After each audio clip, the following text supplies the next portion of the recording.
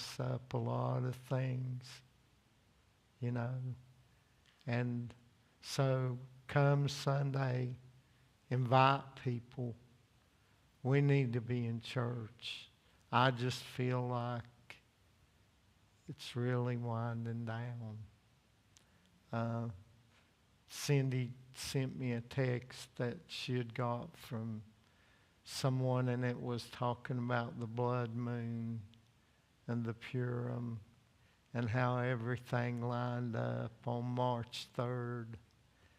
And it was just awesome how all that lined up, and the war in Iraq, and in Iran, and how it all lined up together, and how it is. Yeah. And really it's all coming together. And, you know, like Solomon said, there's nothing new under the sun. And it's all coming back around again. And he could come anytime while we're here. There's nothing has to happen, really, for him to come. So we should be excited, because he's not going to let us go through a whole lot of stuff. He's just not, because he died for us, and we believe in him, and we're his children. So I'm not worried about it. I just hate it for the people that are not ready. And I think about that play we used to do. Brenda Blankenship wrote it, Ready or Not. And I think about that. And, you know, a lot of people are not. They're not ready. And it's going to be a sad day for them. But we just need to be ready, because it's coming. And he's coming. Okay, Proverbs chapter 19. We stopped at verse 20. I'll read that, and we'll go on to 21. Hear counsel and receive instruction, that thou mayest be wise in thy latter end. Verse 21. There are many devices in a man's heart. Nevertheless, the counsel of the Lord, that shall stand. You know, man's heart is not always right and not always true. And we all fall short. And the Bible tells us that.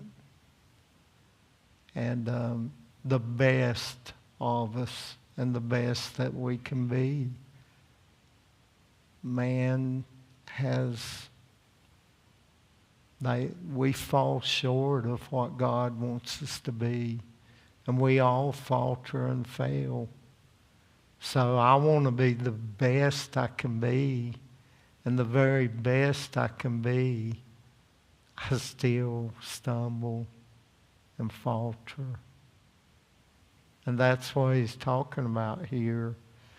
There are many devices in a man's heart. I have heart trouble. We can all say that. You know, we have problems. I read in the Bible about the faith chapters and about how the men of faith, and you think about that, how much faith they had, and even down to the disciples where they gave their lives. But they had problems too. I mean, they weren't perfect. They didn't go without faltering. Look at Peter. He denied Jesus. And he always put his foot in his mouth. It's kind of how I am sometimes. I'll put my foot in my mouth. I have to watch what I say. Not cursing or anything, but just, I have to watch. I'll make an idiot out of myself. It's just man. That's how we are. But God, when we listen to Him, He leads us in the right way. When we seek His counsel and seek His will. And that's what Solomon's talking about. The counsel of the Lord, that is what will stand. And when you read His Word and you get everything out of His Word and you do it, that's what will stand. When we get out of God's Word and we try to do things our way, that's when we get in trouble. When we do what we want to do. When we do what we feel like doing, that's where the trouble comes. It's just how it is. That's how man is made. 22, the desire of a man is his kindness, and a poor man is better than a liar.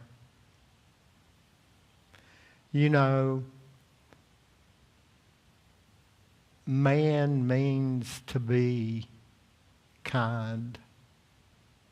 We all set out to be kind.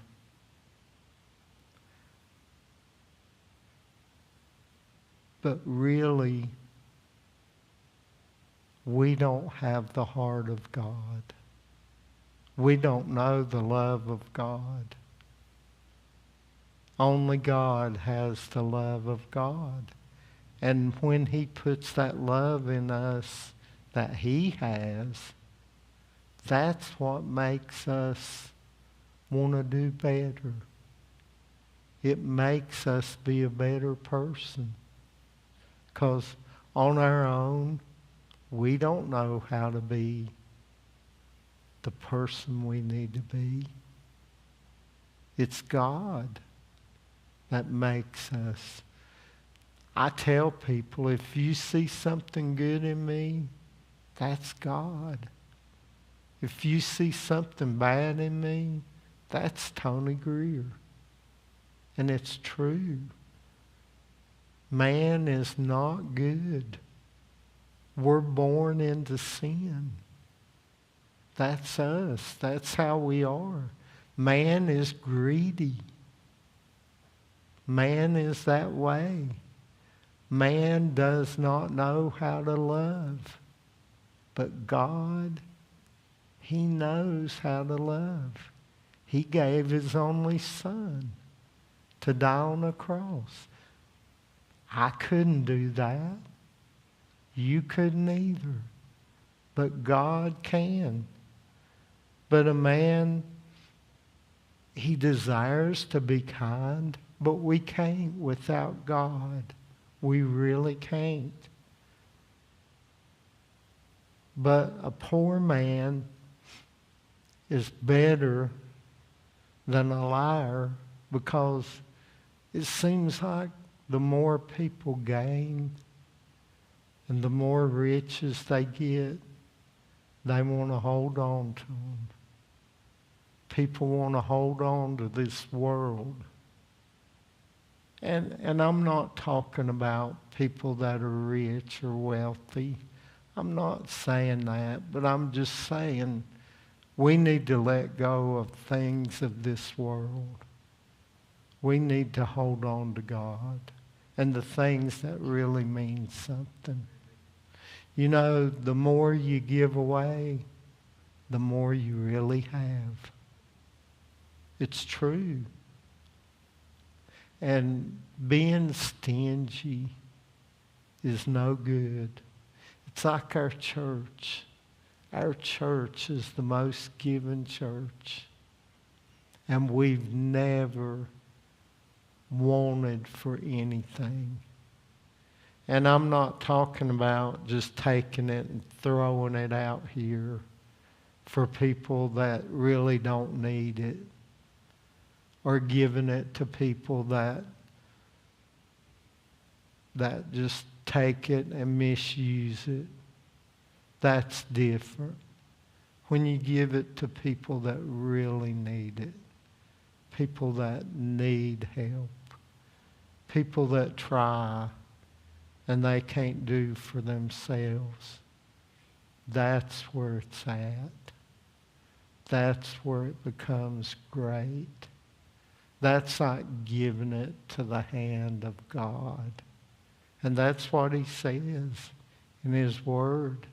If you give a cup of water to the least of these, my children, it's like you're giving it to me. He said that. So, a poor man is better than a liar.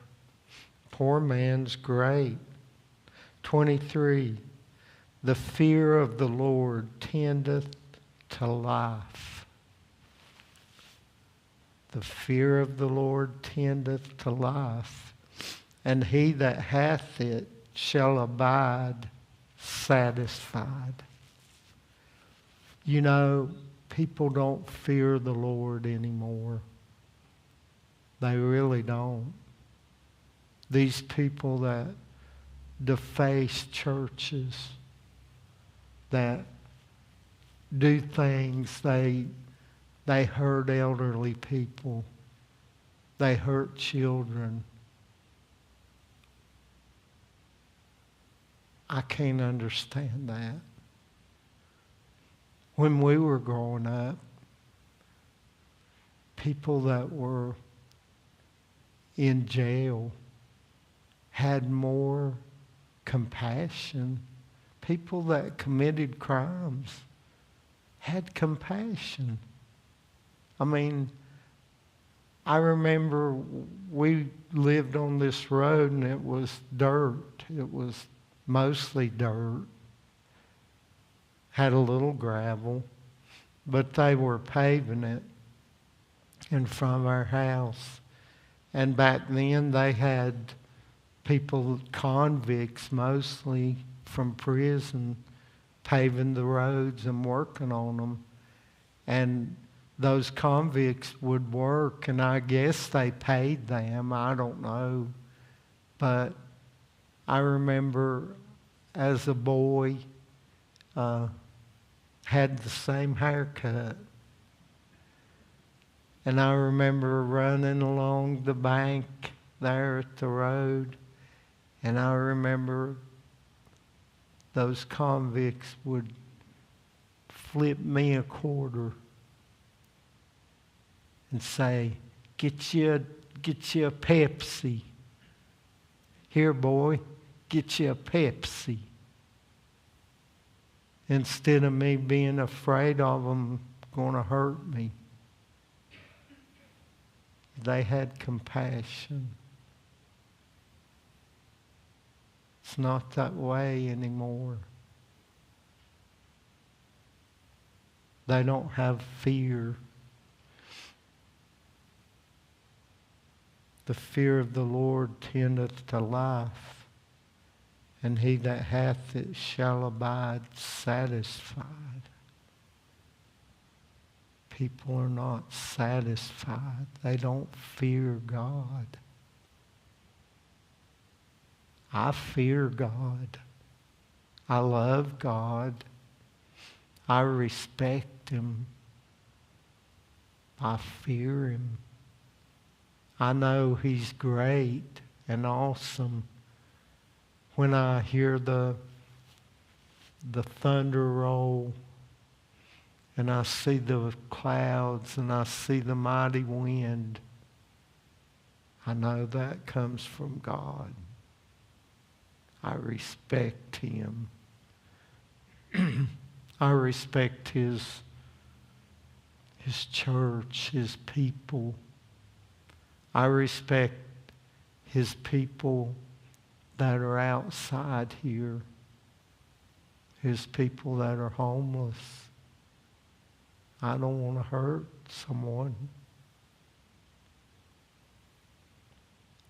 That's the image of God.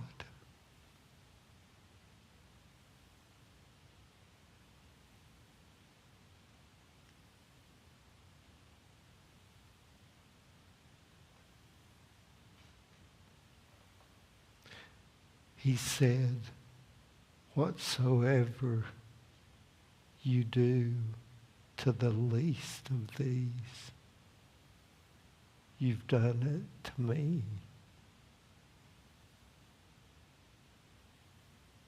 Think about that. That's God.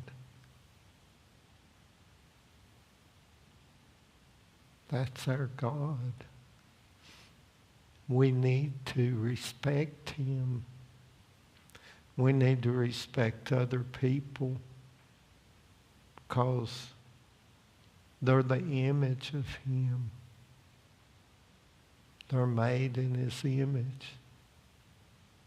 Before people put people down or they look down on someone that doesn't have anything, they need to think they have God's image. They have his breath. God made them.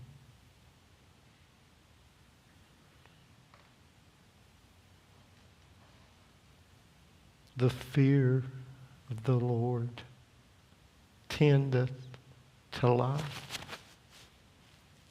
He that hath it shall abide satisfied. He shall not be visited with evil.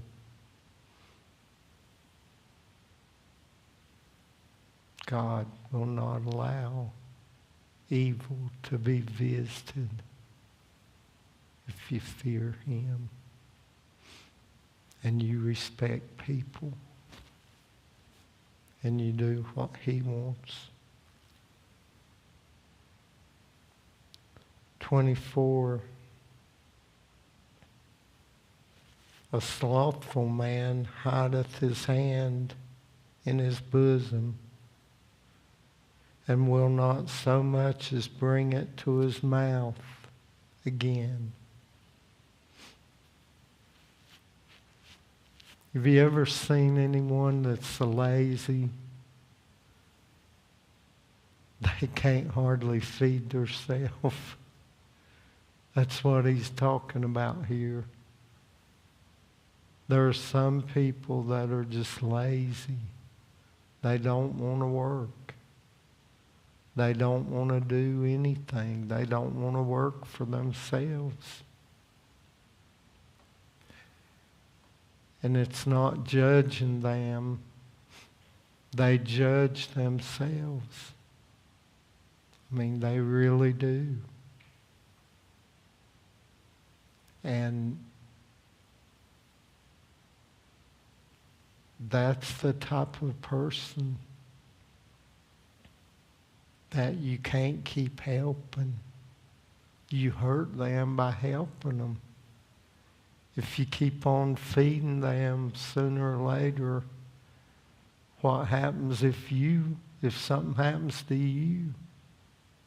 They're not going to have anybody to feed them. They're going to die. So people need to learn to work. Work is good. I don't think good, honest, hard work ever really killed anybody. I don't think so. Verse 25, smite a scorner, and the simple will beware. And reprove one that hath understanding, and he will understand knowledge.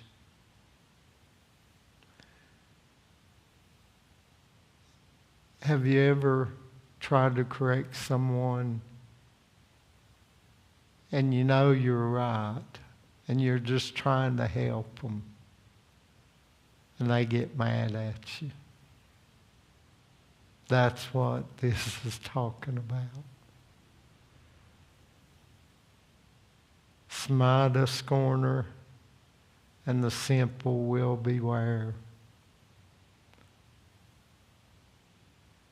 They're kind of simple. They won't take instruction. You try to help them. You know they're wrong. You're trying to keep them out of trouble. And they just go on. They get mad. They don't want to hear it. But if you reprove one that hath understanding, he will understand knowledge. And that's what Solomon's talking about. Some people you can't help. And that's what he's saying. Some people you try to help, but you just can't. Verse 26. He that wasteth his father and chaseth away his mother is a son that causeth shame and bringeth reproach. This goes to that verse in the Bible that says, children, obey your parents in the Lord. You know, if your father and mother are trying to do right by you, and they're trying to raise you, and they're trying to tell you the right way to go and show you the right way, and you won't listen, and you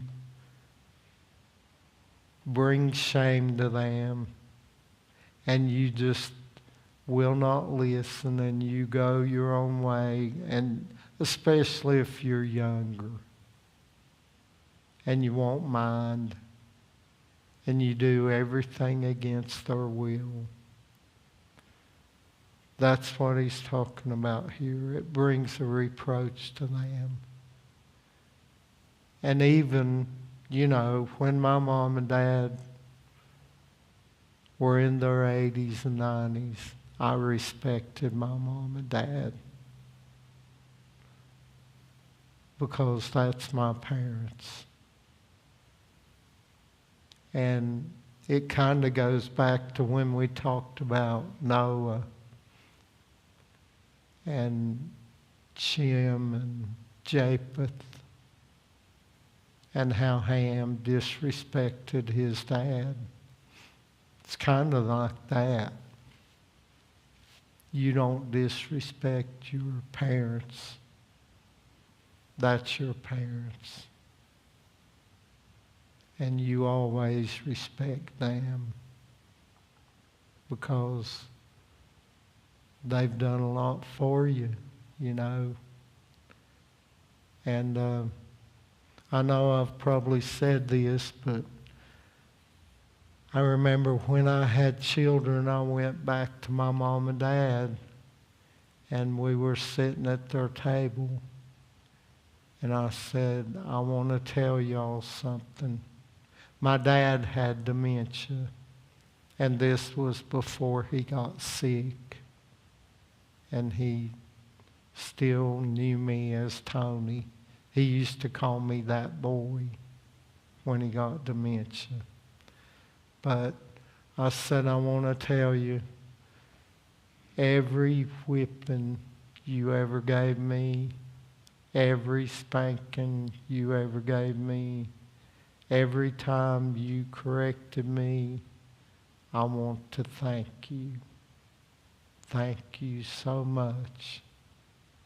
I understand how much time it took.